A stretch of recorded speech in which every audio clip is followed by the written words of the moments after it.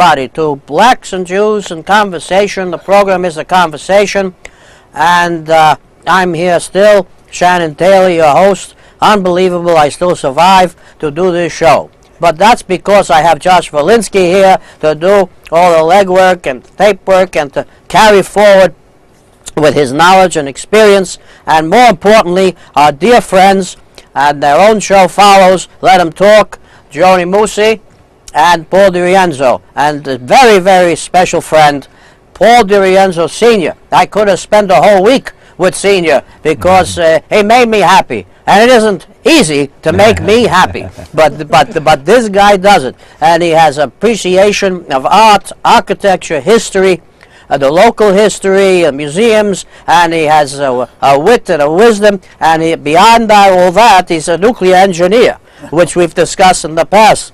And he also owned Gene Krupa's drum set, and for that alone, he is a legend. And with that, I'm going to turn it over. I used to play on it. All right. And don't make me feel even more jealous than I do. I used to play. Now you know why we sold. I banged on that for many hours. Yeah. Right, Gene Krupa's drum set, and he lived in our neighborhood.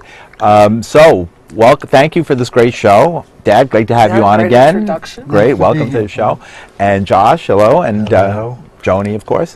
And we're here to do a pretty interesting program. Now, I heard you guys had quite an adventure getting here today because you went to one of the greatest museums, I think, in the metropolitan area, which is the Yonkers Museum, the Trevor Museum in Yonkers on the Hudson River on North Broadway, which is a great museum. Why did you choose to go to that museum? Why did you want to go there? 7 times. How did you even know? Most people don't even know about this great museum.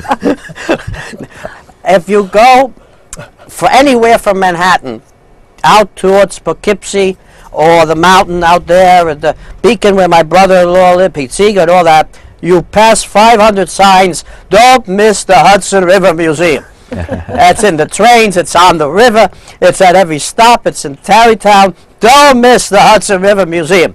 But it's another thing to try and get in it, because that is always closed. And 7 times I've tried to get into that museum at all different hours, all different days, and whenever I went, it was closed. I got as far as the lobby once.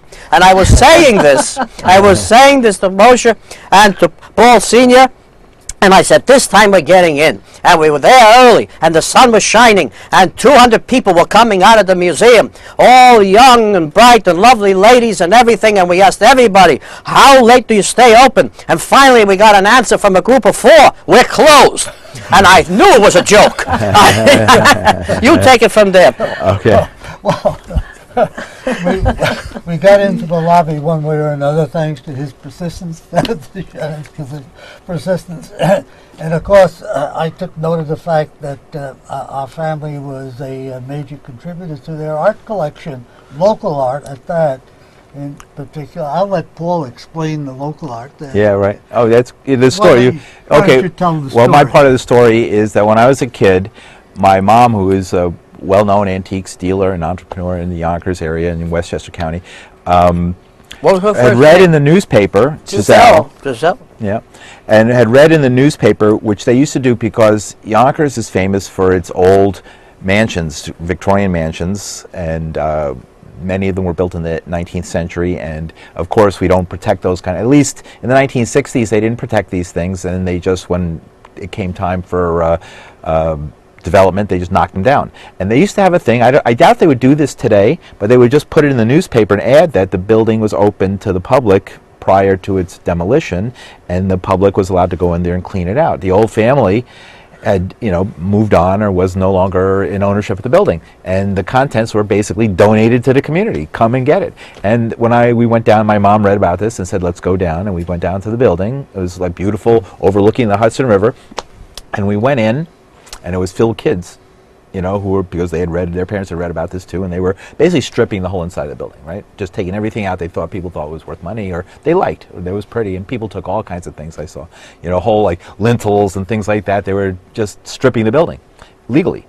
And so being my mom really pushed us to go up into the attic area, and they had one of those attics where you could crawl under the eaves of the attic behind a wall with little doors that went in there. And I climbed into it. Most people were afraid to go in there. There's probably rats or whatever in there. And we climbed in there, and as I went into the depths of it, was feeling around in the darkness, and I felt these books, these big, thick books. And I pulled them out, and they were filled with photographs. Turn of the century photographs, turn of the last century photographs, and 1890s, 1900s. And I took them home and opened them up, and they were all Eichmeyer photographs, who was, his family was one of the wealthiest families in Yonkers, and one of the sons of this family was a great photographer, a great, turn of the century photographer in the days when you had to have your glass plates, quintessential photography, right? And he had photographed Yonkers in the turn of the century, 1890s, early 1900s. He later on went on, my understanding is he went on to be an ambulance driver in World War I, that photographer. Now, were the photographs like architectural in style? Or they were typical of those shots, not too much motion. People and buildings, and the family had made their wealth by running the streetcars. They owned the streetcars, and all the streetcars in the city of Yonkers had their name on the side. And he photographed a lot of the streetcars and streetcar action. And so we didn't keep the pictures. If we had kept them, they were worth a fortune. But we decided to donate them. And we donated them to the Hudson River Museum. Well, your father was very generous. Yes, and they're there to this day. And I want you to know part of Yonkers history. The reward for his perspicacity and all your generosity was that we got into the museum. All right. It was your entree. We got in for 5 minutes, and only us, because he said, I'm a major donor to your museum in its infancy. I said he was the major. Yeah, right. Yeah. He donated. And your name? Junior. Yeah, mine, it was donated, but now to my mom's name. But she was the one. I would not have crawled into that thing if somebody had said, go in there. Well, I noticed you did the crawling. Adventurous that way. She was adventurous with me. Me in there. So your father saw on the wall 2 Eichmeyers, beautiful work. With my name under it? No, these were Sorry, Paul. These were later. They used to. They had them at one time, and they're on the internet. No, these were portrait pieces. Okay, portrait. That one was of Nesbitt, who was the famous opera singer, who was the undoing of the great architect Stanford White. Undoing, her boyfriend killed him. Yeah, in a wild murder in front of like 100 witnesses. Pretty much undid things. In a wild, crazy murder. I love those 19th century people. Quite a lot of swagger in their lifestyle. Philadelphia madman, maniac, millionaire, who was tried and found innocent. Fool or something like that. Yeah, shot in cold blood. Right. Stanford White. Right. For dating his ex-wife. I mean, she was long ago his ex-wife, but that was considered too much. In a ballroom, in front of everybody. In front of everyone, and he was found in innocent. in Madison Square Garden, when it used to be on Madison Square.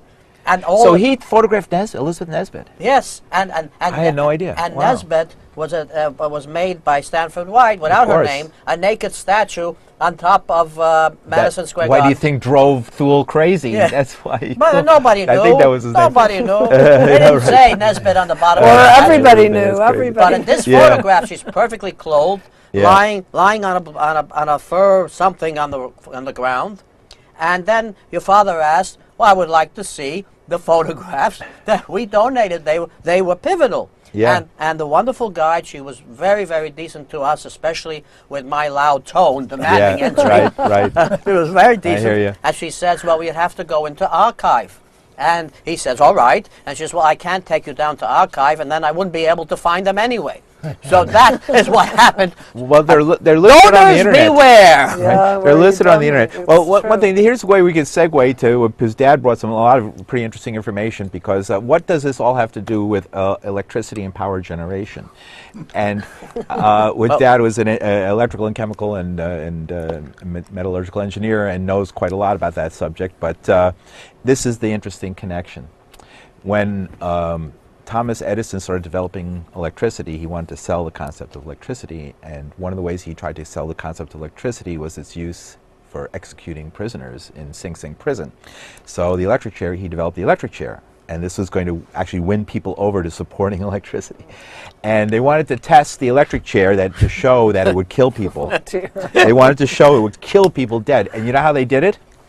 They took it turned out an elephant had killed its trainer in the Central Park Zoo in a rage. And the elephant, this is 1890s, was put on trial because animals were held culpable. There was a debate and a legal issue whether animals could or could not be held culpable for crimes in the way humans could. Because if you didn't hold animals culpable, it undermined some legal arguments about holding humans culpable, like children and stuff like that. So they decided to put the elephant on trial with a jury trial, and you're a judge, you know about this, and the elephant was found guilty of murder. Because also any act of rebellion against your master was dealt with.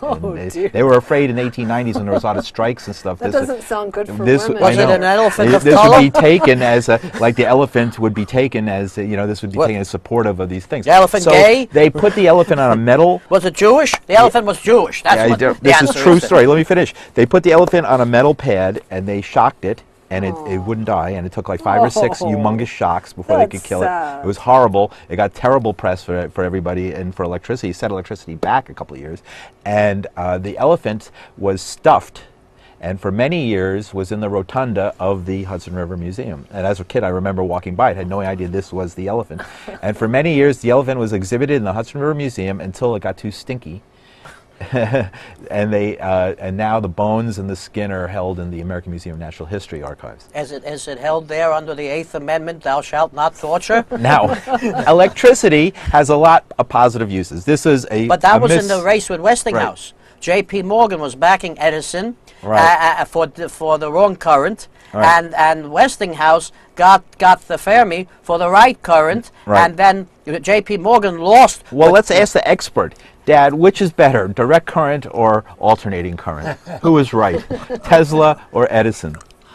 I don't think it would. Each has its own place, but for transmission across the country and then throughout the city, it speaks for itself. Alternating current.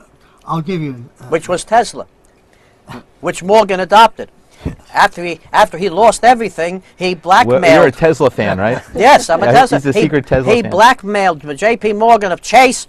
He blackmailed. Correct me if I'm wrong. He blackmailed Westinghouse and Tesla, saying, "I will sue you ad infinitum for having taken Tesla away from Edison, even though Edison threw him out, and even though I'll lose, I'll bankrupt you by the lawsuits." So Westinghouse had to sell it all for the Niagara power plant. And that's what made Edison General Electric. So when you use General Electric, it comes from the fraud and crimes of J.P. Morgan and his electric chair and his torture of elephants. You're an animal rights guy, so you didn't like this elephant torturing stuff. You knew that from the beginning. Really, I know, right. I'll put your answer in perspective. The original power plant that was built in New York City, in the country, it was built in New York City, down near Wall Street, and it's built to accommodate the power that was needed now to make the transactions on Wall Street that we all take for granted now. And Edison put that plant together. I think it was, I can't remember the exact street, well anyhow, close, very close to the center, to Wall Street. And he only had the ability to provide direct current. And so in connecting the power plant to the Wall Street conclave there, they had to transmit it through very heavy cable. And that was the distinct disadvantage that alternating current would take care of in the long run. It wasn't at a high voltage. I don't know exactly what the transmission voltage was, and I don't know what the total power was. It was a small plant, dedicated plant.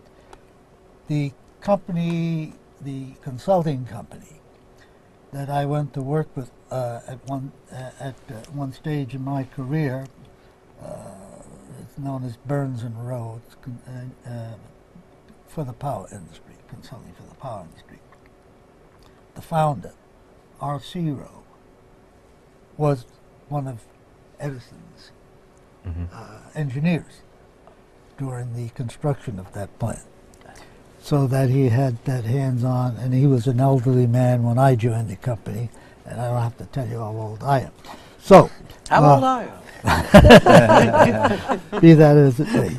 So, to answer you, in order, the Tesla's contribution was instrumental to the ability to supply power around the world.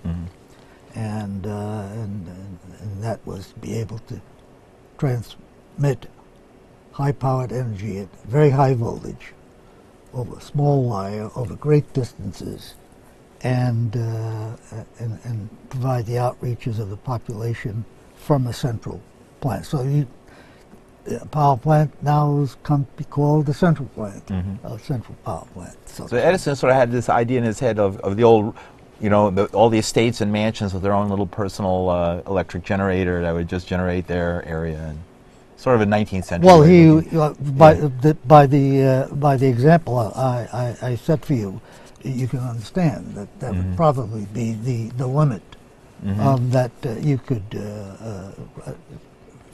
economically handle, because otherwise you'd be using more copper just to transmit the wire, the power, and that's the real difference between DC and AC from a very simplistic standpoint. Speaking of limit, Johnny, I want to ask you. Here we have Edison, who was hard of hearing, but known to be a good friend of the raving Jew hater Ford, and stole everything that he could get his hands on, and put Tesla eventually with J.P. Morgan out of business, because Tesla was, on the other hand, such a heroic figure. He signed away his rights to Westinghouse, confident that Westinghouse would provide the public with what they needed, the alternating current. So between Edison, the racist bigot, the one who drove everybody in film out of the East Coast to the West Coast, and Tesla, who sold his own rights away to benefit the public, who do you think we should remember with aplomb? This Edison or Tesla? Or Tesla. Tesla had That a pretty is the thick question. accent. Josh? Well, I'm always amazed about these old histories, about this murder and so on. And one of the most amazing things about Morgan was, in his own museum, he hired this young woman who claimed to be of Brazilian aristocracy to buy all his treasures in the Morgan Museum. And he kept introducing her to eligible young men, because she was such a wonderful manager in finding the treasures of the world. So, and she always found a way to get rid of these potential suitors. So after they were all done, Morgan's biographer discovered that this Brazilian woman wasn't Brazilian at all. She was born, she was African American, and her parents were slaves, and she was always fearful that they would discover her ancestry with slaves. And meanwhile, the wonderful Morgan Museum on 36th Street is completely her doing and her knowledge, and she built it from scratch.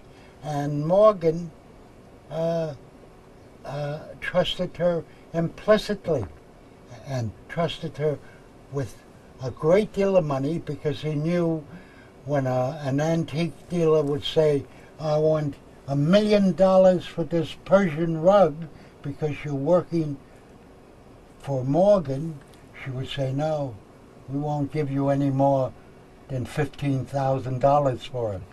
So she was a wonderful manager, and she built this wonderful museum on 36th Street. He is a monster. If you read the Titanic conspiracy, if you're a follower of the Titanic conspiracy, he deliberately had that boat sink because it wasn't the Titanic, it was the Olympic, and it was uninsurable, and he wanted to get the money anyway, so he sent the boat that was uninsurable under a different name as a new boat. Okay. And speaking and of so the Titanic, okay.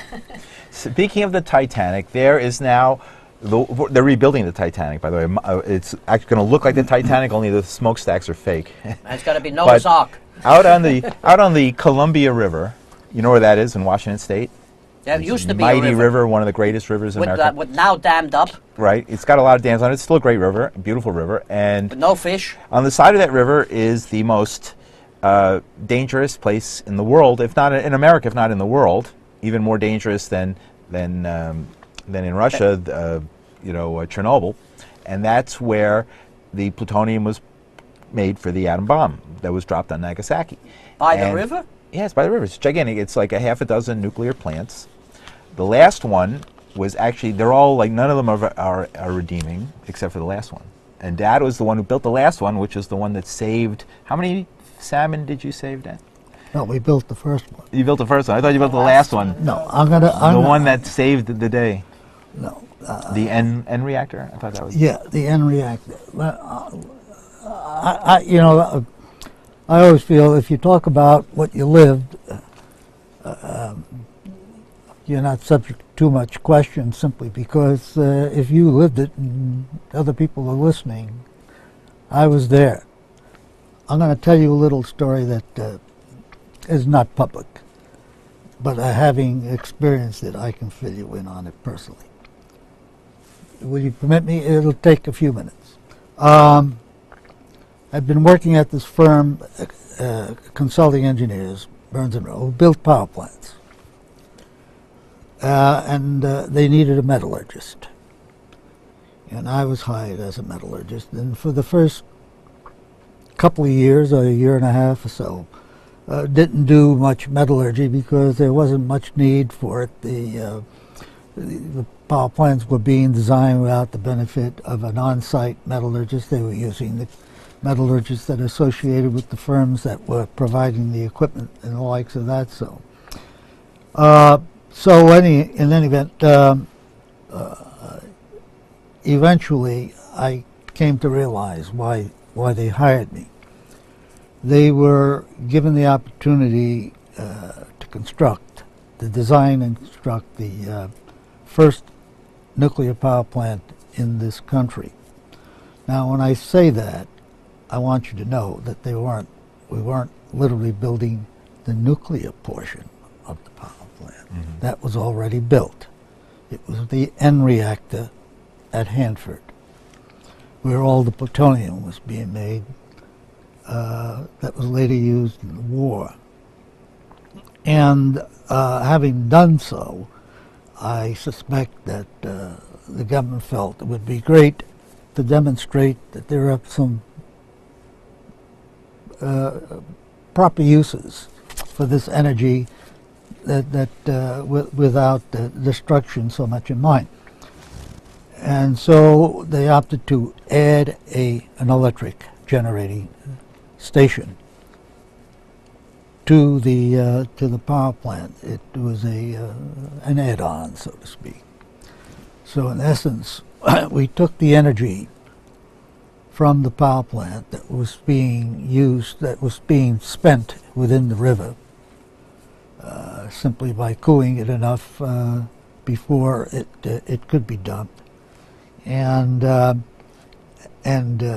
retrieve it, so to speak, by the use of steam generators and then electric generation units tied to it to generate power and reduce the amount of heat, the waste heat, so to speak, waste heat from their standpoint, that was being spent in this river, or was sent to the river. And when we awarded this project, and the first job was to ascertain how much energy could be retrieved, and we calculated that as much as 800 megawatts could be. Now, 800 megawatts by any stretch in those days, even by oil or coal-fired or what have you, was probably twice as big as the biggest power plant that was extant at the time. I may be wrong in the exact number, but it was substantially greater. And so we were taking this heat that would normally be sent to the river in terms of as hot water that was cooled by other river water before it was done to reduce the temperature, and started generating electricity. Now, I would say we saved a lot of salmon. Any bit. Well, what happened after? In what respect? Well, Paul said there were more plants built after. Oh yeah, oh indeed there was. Yeah, we got beyond that stage. But let me finish the point that I want to make. You don't build the first of the kind without your share of problems, regardless of what it is. And that was no difference in building the first nuclear power plant, the first generation state, as a plant associated with a power plant. And we did. The big challenge that we faced at that time was that we had actually an invisible fence between the work we were doing and the work that the people who were generating, making plutonium through the reactor that they were doing. So they were top secret, and we were not privy to any of it. I'm familiar with that scenario. Yeah. Well, it could lead, and it did lead to a problem because in their process they were introducing contaminants that would harm the materials of constructions that we were using in steam generators. And sure enough, that happened. So, okay, I get a call one day, we're going out to Hanford. The senior vice president, senior chemical engineer and I, and we get out there and totally unaware of what the purpose is. We get out there and... We have 1 minute. For the program. Yes. For this, then we're going to do another half hour after that. So, we're going to cover it. So you got to tune in to Jody and Paul's show. Yes. And to hear the rest of this. Because right. Not tonight, but probably next week or the week after we'll finish the story. Really but leave them yes, we're going to leave you hanging. Because I want you at the pitfall. Right. I want you to know what goes into these things. Right. So you have. It takes time. The only reason I'm bringing this up is that probably few people like I knew experienced it and knew what transpired. There's not another generation like yours. And it and was my all father's. it was all corrected, and Yeah. for many years the plant generated a heck of a lot of electricity Right. for the city of Seattle. Right. Between our two fathers, we won World War II, right? And we won everything that we have today that's being lost. Yeah. Don't leave Daddy.